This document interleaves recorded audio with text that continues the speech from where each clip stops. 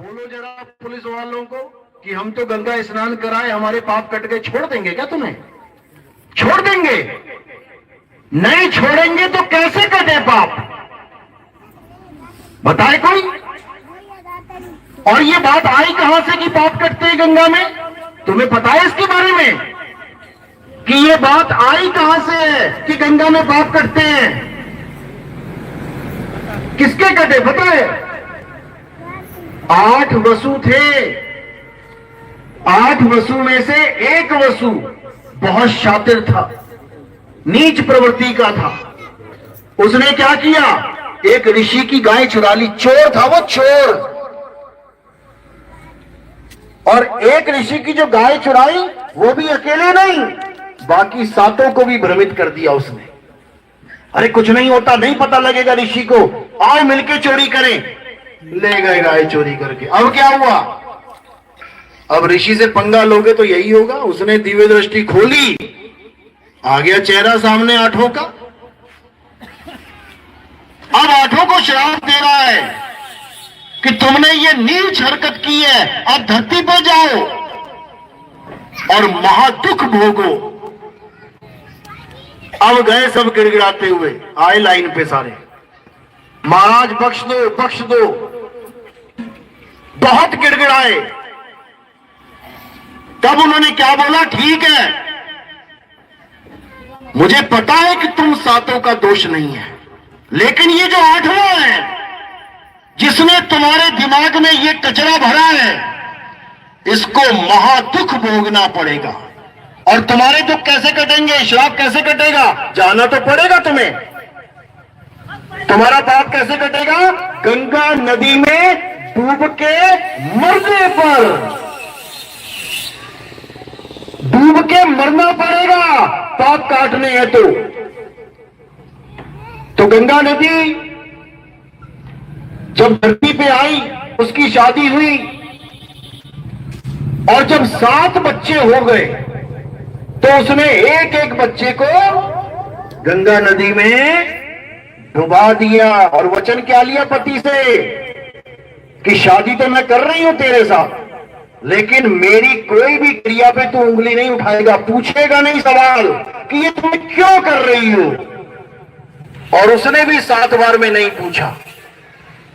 और उसने कहा अगर तुमने पूछ लिया तो मैं तुम्हें छोड़ के चली जाऊंगी। तो 7 बार तक राजा के बच्चे होते रहे, सबको मार दिया गंगा ने डुबो डुबो के। ऐसे काटे पाप। कौन कौन कटवाना चाहता है? हाथ खड़े करो, हाथ खड़े करो। कौन कटवाना चाहता है पाप? हाँ, वहीं जाना, पूरा कट के आएगा पाप। समझ लो, भ्रम में रहना मत।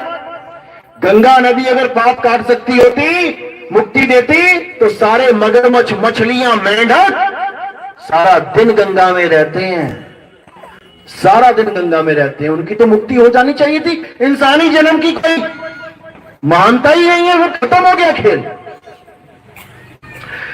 तो 8वां जब बच्चा गंगा नदी डुबोने गई अपने अंदर, तो राजे से राहन आ गया। कहता है ये क्या कर रही हो? मेरे 7 बच्चे मार दिए तूने, अरे अब 8वां भी मारेगी क्या? तो उसने क्या किया? उसने पकड़ाया बच्चा, ये ले पकड़, और मैं चली। अब जो बच्चा बच गया डूबने से, अब समझ लो कि अब उसके पाप नहीं कटे। अब तो भुगत भुगत के भुगतान करना पड़ेगा, समझ लो। और ऐसा दुखदायी जीवन मिला उसे कि हालत खराब हो गई उसकी। कौन था वो? कौन था? भीष्म पितामह, गंगा पुत्र भीष्म पितामह। अरे अपने बच्चे के पाप ना काट पाई, तुम्हारे काटेगी। तुम क्या रिश्तेदार लगते हो उसके? क्या लगते हो भैया? क्या लगती है गंगा आपकी? क्या लगती है? मामी, मौसी, चाची तो लग रही है, दूर लग। कोई जानता है तो आ जा पहले। तो जब छोटी मोटी जानकारी हो, रिश्ता हो, तब काम बन रहा है, तो ये तो मुक्ति की बात है, मुक्ति की बात है। अपने सगे लड़के को पाप नहीं काट पा रही है तो तुम्हारे क्या काटेगी? तो कबीर साहब ने इसीलिए इस पाखंडवाद का भरपूर विरोध किया। इसीलिए लोग कबीर साहब को पसंद नहीं करते हैं।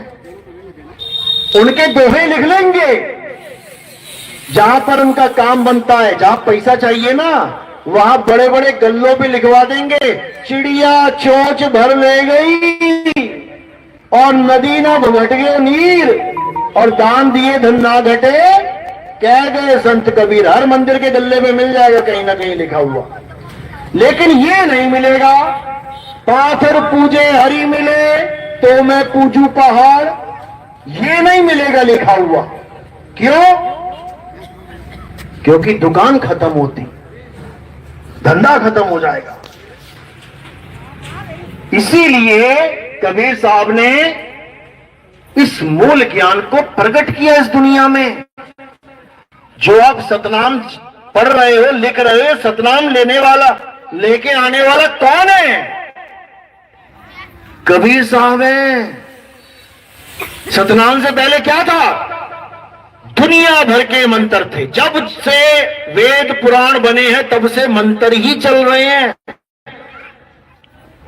और सबसे बड़ा मंत्र ओम को रखा गया कि ये महामंत्र है। छोटे से छोटा मंत्र जपना है, उसके आगे भी ओम लगाना पड़ेगा। तो इन्हीं मंत्रों का सहारा लेके ये जीव मुक्ति चाहता था, लेकिन मुक्त नहीं हो पा रहा था। तो कबीर साहब इस संसार में सतनाम को लेके आए। सतनाम, अब सतनाम क्या है?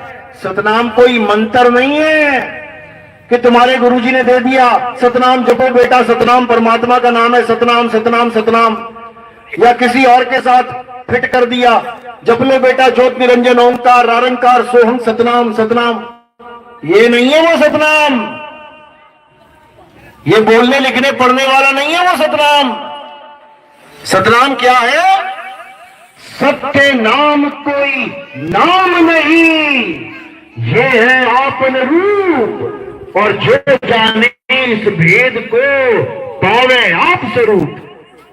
जो इस भेद को जान लेता है कि आखिर सतनाम है क्या, वो अपने स्वरूप को जान लेता है।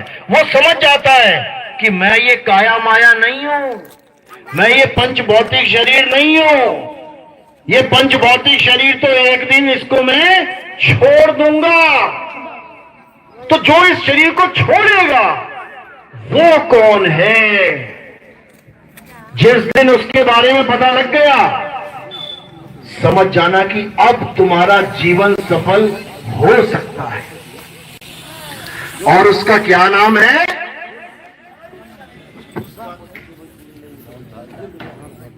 भाग कर जनरेटर चालू करवा दो।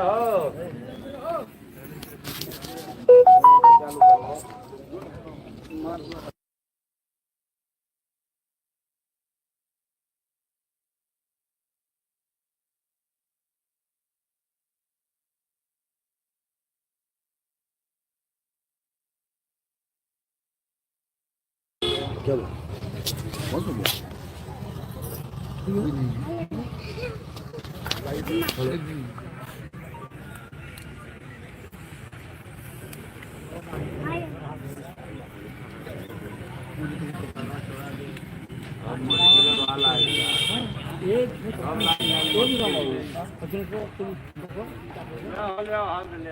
बोला ठीक है, सब गर्म हो जाएगा।